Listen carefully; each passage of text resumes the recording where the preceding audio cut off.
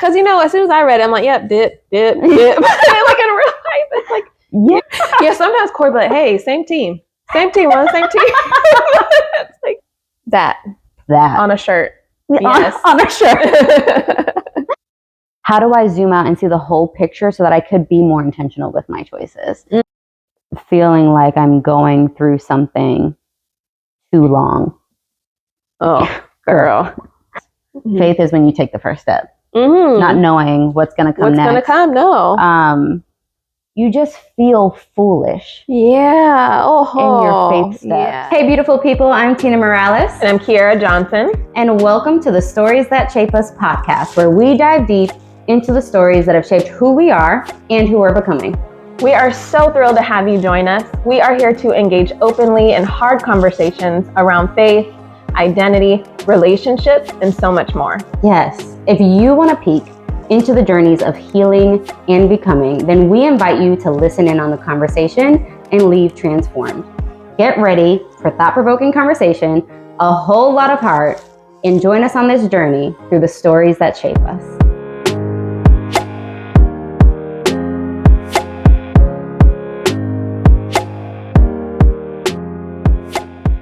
Very good. We are here. We are here. Hey. We hope you all had Merry Christmas. I was just about to say, yeah, no. Yeah. Yes, we hope you had a Merry Christmas. Wonderful holidays and getting ready for the new year. Yes. We thought it would be cool. Yeah. Usually with New Year's stuff, there's usually like a whole lot of New Year goals. Right? Like we're always constantly like, okay, there's a new year coming. Like, what do I want to do? We think very future. And today, rather than thinking about the future, or we may touch on the future, but I think it's important. We're going to pause today and we're actually going to reflect, in terms of what we've learned, not only about, what we've learned throughout this process, through this season of the podcast, but also like what we've learned about ourselves. And all things like that. So this is about new year, but new me goals. New KNEW new. Because I knew me. I knew me. I knew me better. So yeah. So if you could maybe start with like something that you've learned about yourself over this past year, even through this podcast season, what we've read, all the things. I have learned a ton. I'll start with feelings. Okay. Has been a major one. Yay. And I've been set free in so many ways in this season. Y'all have no idea. It's blessed me as much as I hope it has blessed you. But the importance of feelings and realizing I've now realized how emotional God is. I mean, it's always been in my face, but yeah. Really leaning into those parts of the scripture, realizing how emotional he is and how feelings are not just inherently bad, has been a big one for me. Yeah. And I went from like feelings, like put those to the side, to like now like leaning in and paying more attention to my feelings, myself, being more vulnerable in my relationships. That's been a huge theme through the season, and like a huge way that I've like definitely like changed in real time. I kid you not. Oh, I love that. Yeah. That excites me. Yes, for real. It does. It excites me. I'm such an advocate of I don't know if I should say an advocate of feelings or emotions, but like of recognizing their significance, their importance, their purpose. Yeah. And not just kind of shutting them out. Yeah. So that excites me. Yes. I love it. It reminds me of this. I just finished this masterclass by Amy Poehler, Saturday Night Live. Amy Poehler. That name sounds familiar. Yeah, she's hilarious. She's a masterclass on like improv, but she ties it to life. Yeah. And like just the spirit of improv is just one that is like the whole yes and, but you don't literally have to say yes and, but it's just a spirit of like being open, listening, and doing that. And that reminds me too of like feelings. If you are just boxed up or denying your feelings, you're not going to have that fluid, dynamic relationship in life, which is very much like improv. Yes. I don't know. That's been so valuable And I'm glad I'm doing this now and not like 30 years from now, and how much I think it'll open up my life. Yeah. Oh, that's good. I love that you brought up the yes and. I literally use that. Yeah. Yeah. Feelings. Hey, real quick. Are you sick and tired of getting into the same fights with your partner over and over again? Are you sick of feeling misunderstood and disconnected? If so, I get it, which is why I created an ebook just for you. In Crushing Conflict, you're going to get a guide about how to get out of the chaos. You're going to learn why you keep getting stuck in the same cycle over and over again. You're going to learn how to get unstuck with several practical tools. And you're going to learn how you can create lasting change in your relationship. If that's you, I invite you to click the link in the description below and grab your copy today. I hope that blesses you. I think for me, when it comes to what I've learned about, what I've learned about myself through this journey, is I think I've been a person who's always been very self-reflective, right? So I'm constantly like reflecting on myself. But I think what I've also learned is to just be comfortable in the differences. That's been a journey. What do you mean by differences? So I very much grew up, me and my sister are very close, me and my older sister. And we're very similar in that sense. Like we will self-reflect, we will do a lot of these things. And moving away from family, moving out of state, and developing new relationships, I think also has really opened my eyes to like the differences of like culture, in the sense of like the Northeast culture is one thing, and then the Southeast culture is a different thing. But then even differences in terms of like how we think. It's so funny. Like it is such a thing that always like is so enlightening to me. Yeah. I think it's so fascinating. But like, so Taj is obviously like, you and Taj have like some and you and Corey, yeah, and it's always so fascinating to me in the sense of like, it's not wrong, right? It's just literally just different. Yeah. And what does it look like to learn something from those differences, to adopt in certain scenarios some of those differences? Like that's been a real journey for me. Just throughout the years, but like more so in these past couple months, specifically like with my husband, I'm like trying to not so much see the differences as a problem, and more so trying to see them as like the Lord's trying to sharpen me in an area, right? Using him. And it's like a prayer that I've had through my journaling lately has been, Lord, open my eyes to see my husband in new ways. That's open beautiful. my eyes to see my husband in new ways. Yeah. And it's been a journey. I think that's something I've learned. I think that's beautiful. Yeah. To not try and like change each other, but almost like encourage the differences that are beautiful and like that can add value, like make him be everything that he can be. I'm thinking of my husband. Yeah. But like figuring out ways to create like harmony in it. And then like you said, praying, and maybe it's supposed to sharpen me. Like, Yeah. I will say I might have to do better with the encouraging of the differences. No, I feel you. And that's not even from me. I think Corey had that idea. He's like, man, how we work is so different than when we work together. I'm trying to make him work how I work. Yes. And he's trying to make me work how we're trying to make each other work how the other works. Yeah. And then we just frustrate each other. And it's like, wait, no, but you're good at doing this like that. Yeah. So I'm going to encourage your strengths. Yeah. And not expect you to work like me, and vice versa. I think it's, and that's hard to do at first. The expectation piece of like, that's even a shift for me that I've like really had to like learn, because I recognize like when I expect him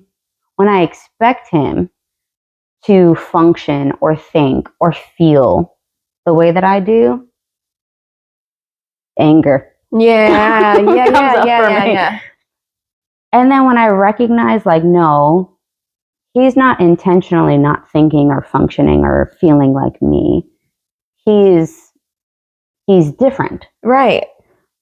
And so I've literally have to shift like the view. This is that whole concept of like, in your relationship, the problem is not your partner. Mm-hmm. The problem is the problem.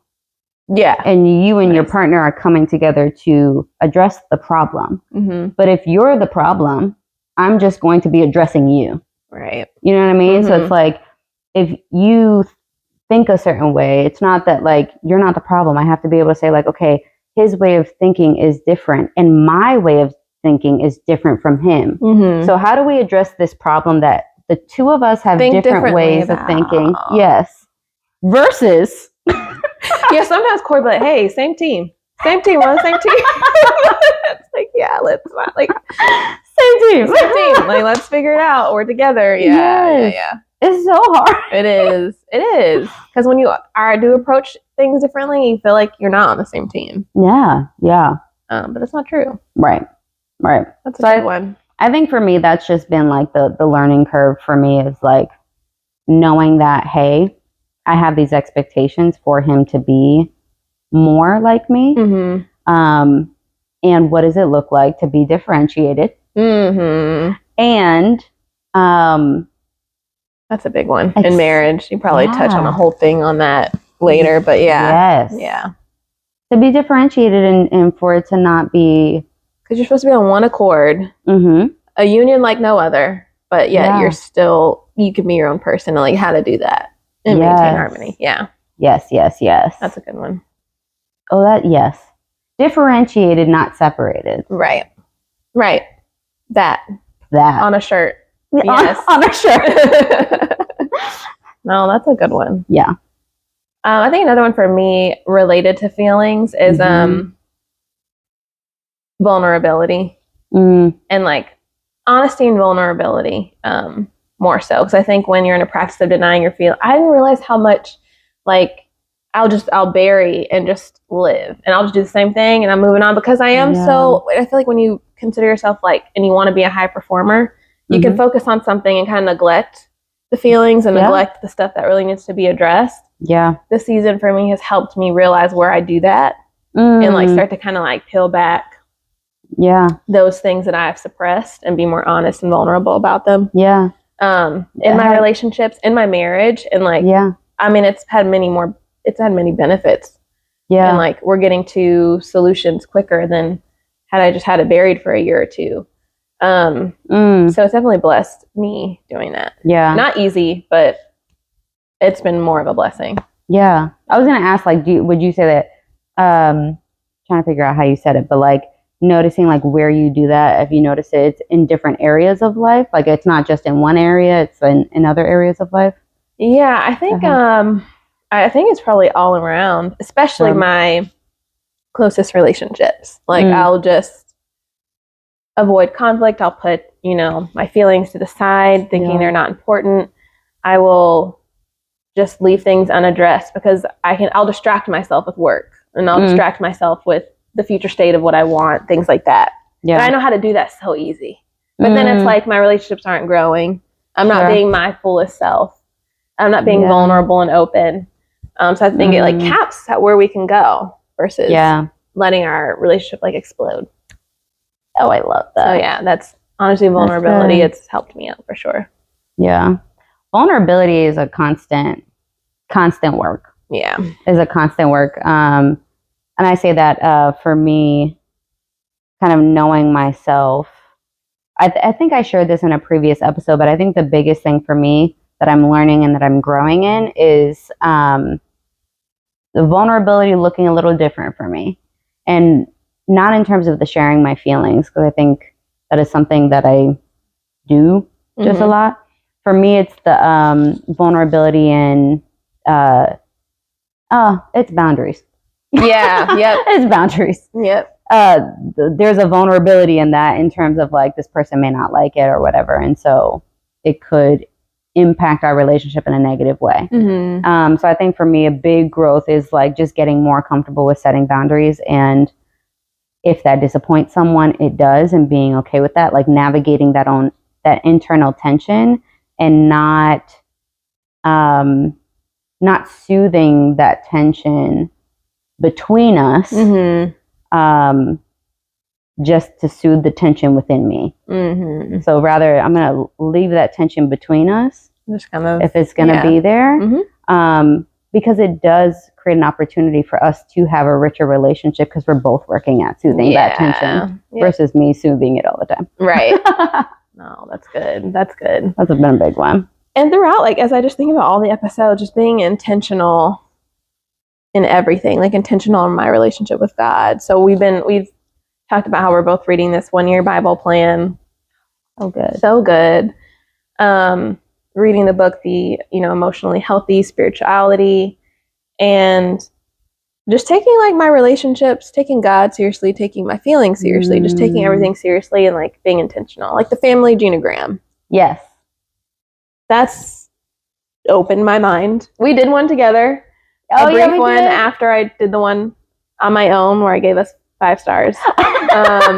We did one together, and it's just like so eye-opening, and it just makes me want to be knowledgeable about how I operate and why I operate, but also intentional about every relationship, from God to my husband to friends, coworkers, anything like going forward. I love that. Yeah. Quick side note, the genogram is not a pass or fail test. It's not. I took the liberty to score myself, but like it's not a score. It's not a star system. Let me clarify. Oh, I love that. Because it's so true. We do, anytime we do some sort of like a reflection exercise or whatever, it's almost like, did I do well? Yeah. Did I, we do, this is such a natural thing, I think, also in our society. Yeah. It's we're great at it all. Yeah. Yeah. But it is more so, and I love how you said that, like it's more so a like, how do I zoom out and see the whole picture so that I could be more intentional with my choices, right? Like, because I think a lot of times we live very zoomed in on things. And I think a genogram and assessments and things like that, when you learn about yourself, it's more so zooming out so you could just see the whole picture. Yeah. And then you can be more intentional about your choices. I think it just gives more freedom to your choices. Yeah, more freedom, and you're not like, it kind of starts to make your blind spots smaller. It's like when you're not when you don't have that knowledge and you feel like you're isolated. It's like, man, it's impacting you, your family, things that have happened, how you grew up, all of that. But like to be unaware of it, I think is not ideal. I think it's like just you'll have more blind spots, but I think it can only help you. Yeah. Oh, that's good. For me, the other thing that I've learned a lot, and this is through this Bible plan that we've been reading. I think it's fascinating that I can read the Bible over and over again, and it's almost like there's like a new revelation. There's a new insight. And this is why it's such a living, breathing word. I think it's amazing. But I think for me, what I've really been noticing throughout the reading is just like more about who God is. Yeah.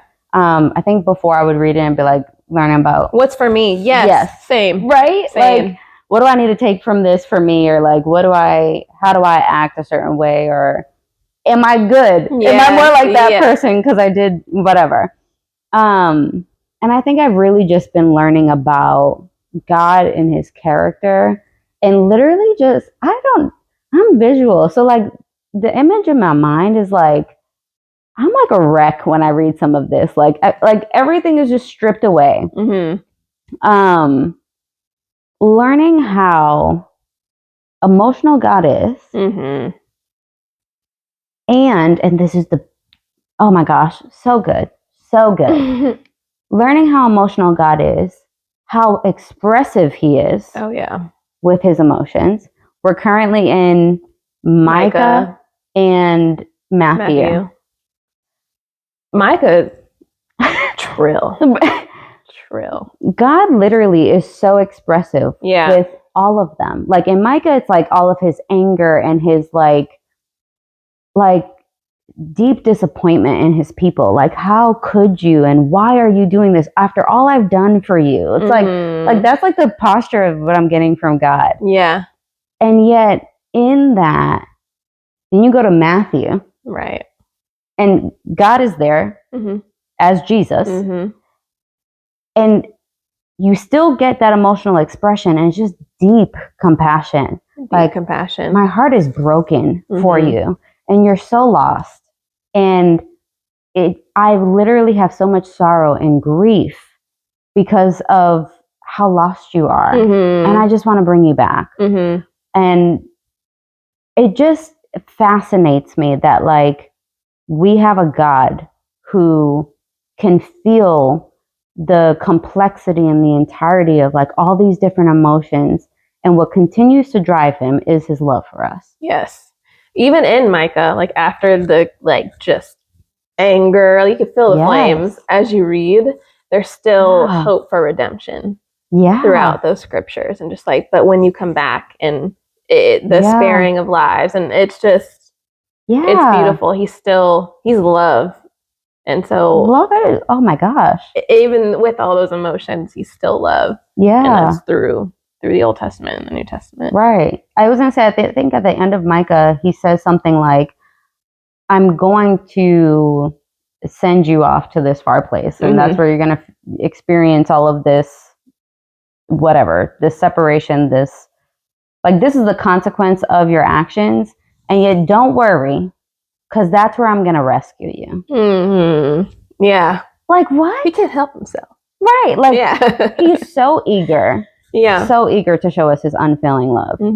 And it completely wrecks me. And so I think a big part of what I'm learning is just more about God's character. And I honestly feel like the more you learn about somebody, at least for me, I was talking to my sister about this.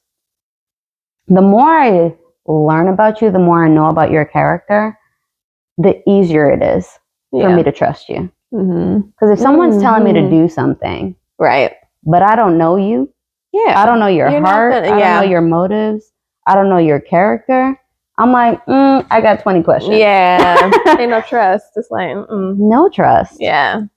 And I think through reading more about God's character, there's more of like all right, Lord, if you tell me to humble myself, if you tell me not to snap back at my husband because I want to. Yeah. You know what I mean? Like, if you tell me to be this way or to act a certain way, even if it hurts in the midst of it, I can like go through it because I know you and your heart. Yes. Like, it's just, oh, that's a big one. It wrecks me.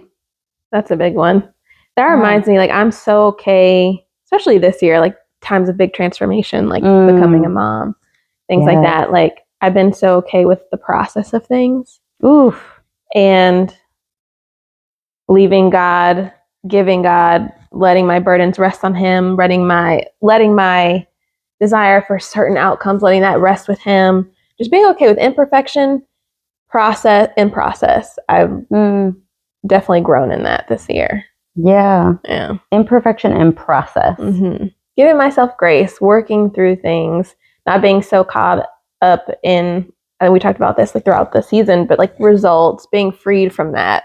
Just saying, like, it's yours. My life is yours. I'm gonna like trust you, like you said. I gotta know you to trust you. And like it would help. I mean, it's like you said, it's hard to trust when you don't know the nature. And I think the word is so powerful for that. I encourage anyone, if you're open to it, to like read an accelerated plan. I've tried to read the Bible through and fell off every single time. And this is the first time I've read it through faithfully, because you're getting through so much of it, like, obviously in a year versus my little one chapter a day back in the day. You don't fall off. And also doesn't help with context. Like, the way we're reading this really helps with context. They do a beautiful job of combining like, old and pairing it with the new, and foreshadowing the parallels. Like, you're getting that, and it's like transforming my life. So good. It's so good. I had a question around one of the things that you said. Process over results. That's actually just how I interpreted it. Is that what you said? Yeah, process over results. Yep. Okay. And it's, again, this is the Taj thing. Yeah. He's similar, right? Yeah. Like he for him, it's more so like the result of something. Like, the result is is the thing that keeps him going. And I think that's for what me, keeps me going. Sometimes I'm like, yeah, but what if you don't get the result? That's what, and Corey says that. We are I'm literally each other's husbands. Yes, I'm getting better. Yeah, but it's hard to. Ugh, it is. When you're a result person, man, it can become a serious idol, and then you can become your own idol in terms of like how much you are doing everything in your might to get it, and everything using your knowledge to get it. Yeah. And I take more time to pray. Like before I work till it. Maybe I'm not praying about it. Maybe I'll say a little prayer, but hopefully he don't say and tell me to do something I don't want to do. Right. But like I'm slower now, and I'm like more diligent. I'm like, Lord, even if it takes me what I think is longer, I would rather do it in your will than to do what I think is best and be outside your will. Yeah. I'm slowing down. Do you think this is the right thing for me? I've never been that intentional before. Oh, yeah. It's hard when you're a result person. I think that can like weigh you down. It can steal joy from your present. Yeah. It can, yeah. So I've watched that kind of like slowly being freed from that. Yeah. I thought, man, it's, I think we talked about this in the last episode, or maybe in between our stuff. I saw a thing on Instagram. Somebody wrote, God never promised it would be easy. Mm-hmm. He promised you would have victory. Mm-hmm. Right? And I was, again, talking to Taj about this. And he was just like, but yeah, like victory, isn't that at the end?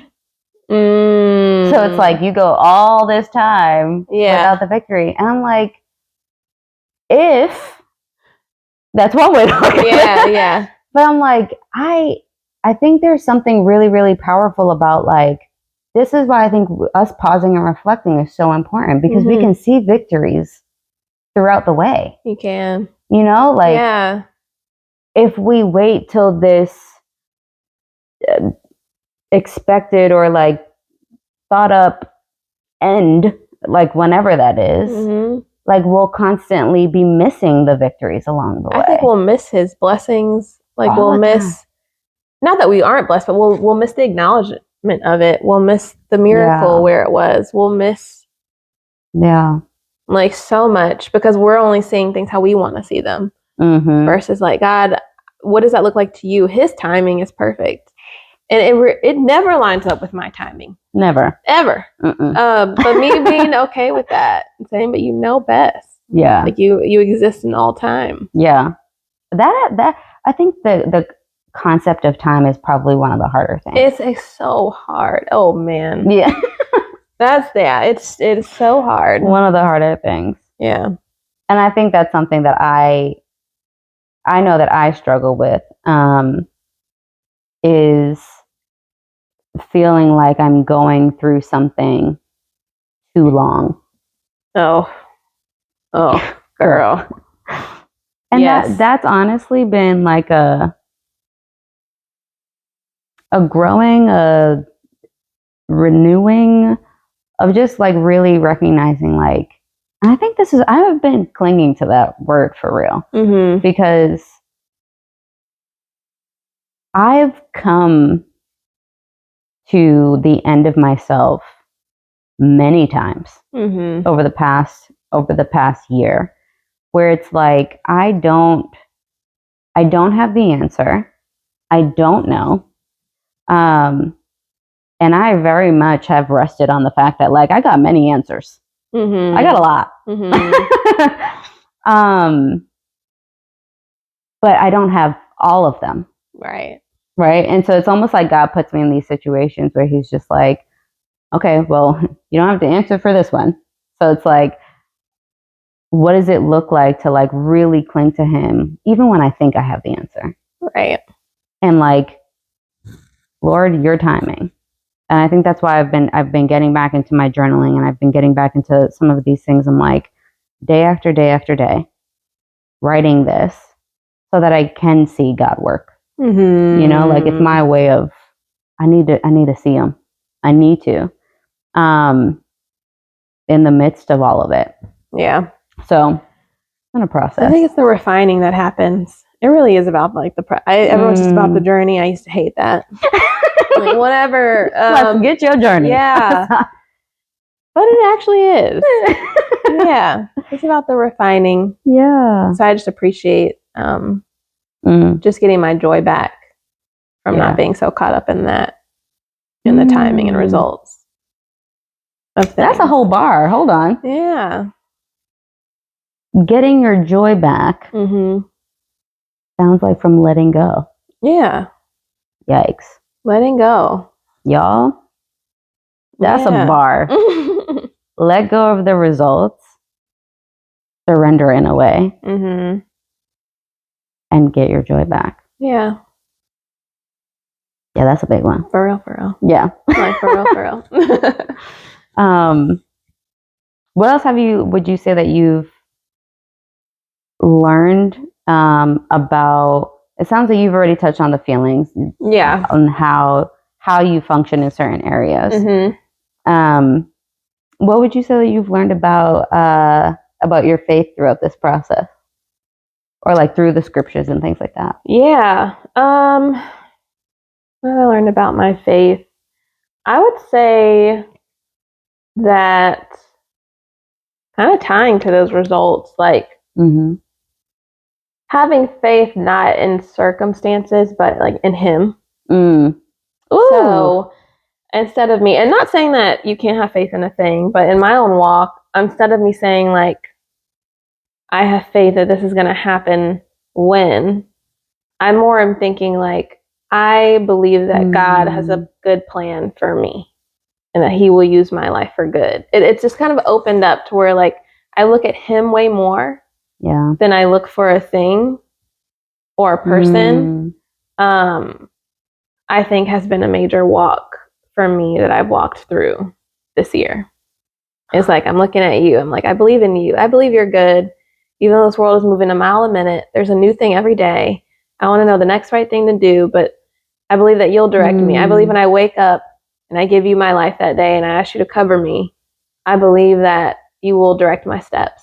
And sometimes I'll get flustered in a day. Like this week, I had that moment. And I was like, God, just guide my hand. I'm like working on my computer, like guide my hand. Like give me a nudge, the right thing I should open up or the right thing I should do. God, help me with my next step. Yeah. And leaning on Him with that vulnerability. So my faith, tying to the feelings and everything, I'm really leaning on God. Yeah. And channeling all the hard work and that normal thing, that thing I can tap into, but like really leaning on Him first. Oh yeah. Yeah. Wow. That's dope. Yeah, that's been a big one. It's been transformative. Yeah, and slowly we've all gone through a lot of those last 3 years. Just so much change. Oh my gosh, yeah. So it's been the culmination of not just motherhood and all of these changes, but like this last few years. Oh yeah, it's been a lot. Yeah, I was gonna say like that kind of reminds me of like bold prayers. Like, just like bold prayers of like, I have no idea what the answer is going to be. I have no idea what you're going to tell me or what you're going to do. But I'm trusting. I'm trusting you. Yeah. Go ahead. Go ahead. I was going to share the story. Okay. That part about faith. And then 2 is like, and maybe that does come with motherhood, but my mind is so much more on other people than it was before. And I am now more, when you have a child and you birth them into this world, it's like your scope of just what you care about, if it wasn't already there, widens. And I want so much more for God to use me for other people. I'm so dissatisfied if it's just for me. I do not want wealth just for me. I do not want love just for me. I'm like, Lord, please bless me. My daughter that He blessed me with, like bless her life so that she leads more people to you. Like it is so much more about other people for me in my faith walk.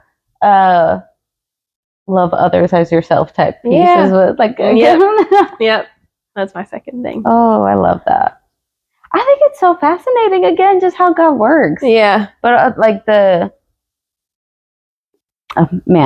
story I was going to share was Micah Todd was talking about faith. Yeah. And he says that faith isn't when the thing comes to pass. Faith is when you take the first step. Not knowing what's going to come next. What's going to come, no.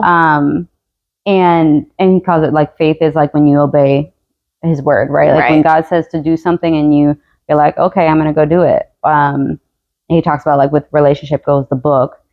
he was like, faith happened the minute I went on my computer and I typed the relationship goals. He was, and then I closed my computer. It's like, okay, the book wasn't done. Like I didn't write a first page, but like God told me to write a book and I just started. That was faith. You know? That's powerful. So taking that step, not knowing where the rest of the steps are going to take you or not knowing exactly where it's going to go is faith. Yeah. And then he gave a picture and it wrecked me. Taj was just like, you want to tell me like what you're crying about?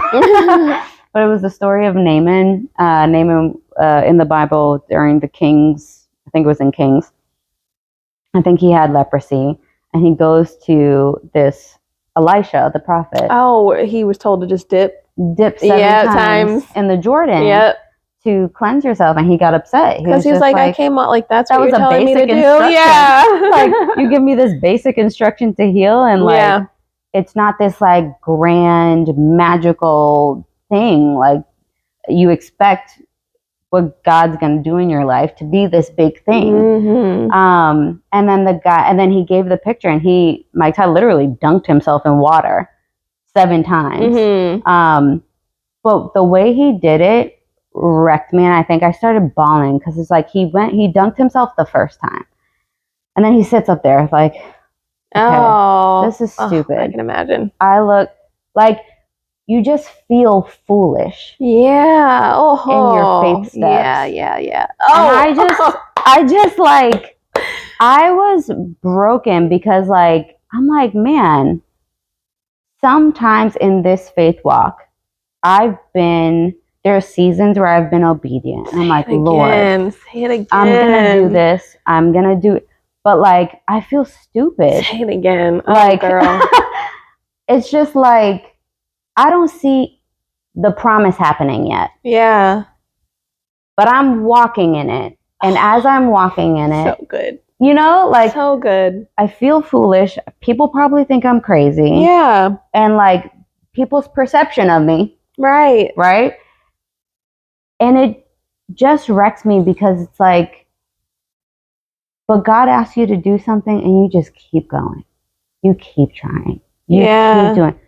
No matter how stupid you feel in the process. No matter if anyone around you they don't understand. They don't. Yeah. And there is something about that just like stripped away of like, you know what, at the end of the day, the safest place to be is with him. Oh yeah. And if this is what he's asking me to do, to be close to him, Psalm 56. Why should I be afraid? I trust in the Lord, so why should I be afraid? What can mere mortals do to me? That is a scripture that plays over and over in my head every single time I'm anxious and I feel foolish and I'm like, oh my gosh, what are people going to think? And it's like, if this is what God told me to do, move forward. Yeah. No matter how foolish I feel. Yeah. And that's it. That has been a big strengthening or growing in my faith. Is like, I can cry all I want all the way through the process, but if God is with me, he's like, don't worry, I got you. Yeah. Oh, you're gonna get stronger throughout it. That is such a beautiful example. You gotta watch that sermon. I'm definitely gonna watch that. He does a really good job of like painting the picture. Yeah. Really painting it. It's like, woo. Because as soon as I read it, I'm like, yep, dip. Like in real life, it's like, it's probably like something to that. You're struggling with this thing and you're like, okay, come on. Yeah. Come on. I dipped the one time, Lord. Yeah. And then he gets to the 6th time. He said, hold on, the guy told me to dip 7 times. I dipped all the way to the 6th time, not knowing if anything is going to happen on the 7th. Yep. Yeah. Like I just did the 6th time. I didn't know if it would slowly clear up with each dip. You're like, yeah. Well, I get a hint. Right. Is the transformation happening on dip 1 or dip 7 or dip 4? Like, yeah. Oh, so good. Yeah. I'm going to watch that. Yeah, it was so good. Anyways, and for result people, that's so powerful. Yeah. Yeah. And let's be real. I love results too. Absolutely. I love results and I still care. It's not a total detachment. Right. It's just the place of it. Yeah. And my heart has changed. Oh, that's a good picture. Yeah. Yes. It's just a little different now, but that's powerful. Yeah. No matter how foolish I look, no matter how many times I have to try, because his timing is his timing. Like so many stories, the woman issue of the blood. Yeah. How many years she struggled with that, and just suddenly though, with the touch of right. It's just our bishop talked about that, like the suddenly of the miracle. Yeah. It's like it might take a while to you, but then suddenly, and it's like I just want to be open for the suddenly. Yes. Yeah. Oh my God, I love it. Yeah. Oh, I love that. I think that's a great way to kind of bring us to like, we're closing out a year. Mm-hmm. We're going into a new year, and recognizing that at the end of the day, it doesn't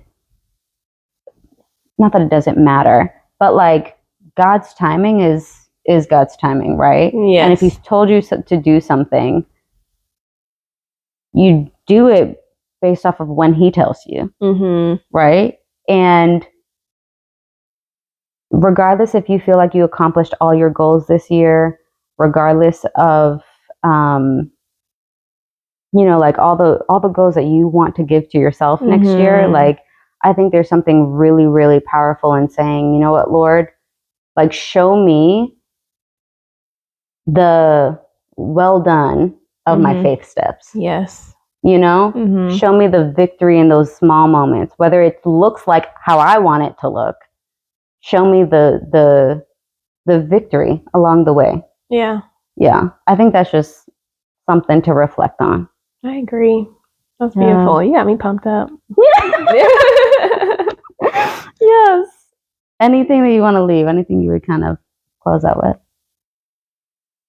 I mean, feelings, y'all. It comes down to feelings for me. I hope that if you're not as tapped in, if you weren't tapped in like I wasn't, that you join me in opening yourself up to that. Because it's blessed me tremendously. But just well wishes. Like I pray that each episode has blessed you tremendously. I pray for your faith to grow stronger and your relationships to be blessed and your whole life to just be fruitful, to bless others. Amen. Y'all, Happy New Year. Happy New Year. Yes. Love y'all. See ya.